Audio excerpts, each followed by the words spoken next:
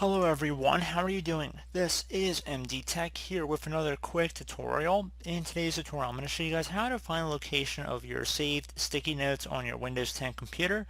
So this is going to be a pretty straightforward tutorial, and without further ado, let's go ahead and jump right into it. So you're going to start by opening up File Explorer. So if you have the icon down on your taskbar, just select it. Otherwise, go into the Start menu and just type in File Explorer. So pretty straightforward process of how to open that up. And now up at the top search bar, you want to go ahead and just click inside of it. So whatever it says quick access or whatever, you want to click after that. Just left click one time and then delete whatever's in here. And now in the description of the video, I'm going to have a path. I want you to paste it into the search bar. So right click and paste, or Control V, whatever you prefer. Hit enter on your keyboard, and this will actually take you directly to where your sticky notes are saved. Please note, if you're trying to move them to a different computer, they're going to be in the plum.sqlite.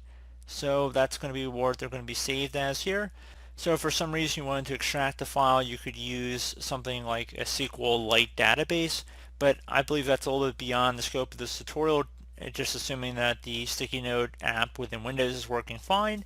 But I just wanted to put that out there too. There are other ways to open up the sticky note files beyond just the native Windows application. I do hope this brief tutorial was able to help you guys out, and as always, thank you for watching, and I do look forward to catching you all in the next tutorial.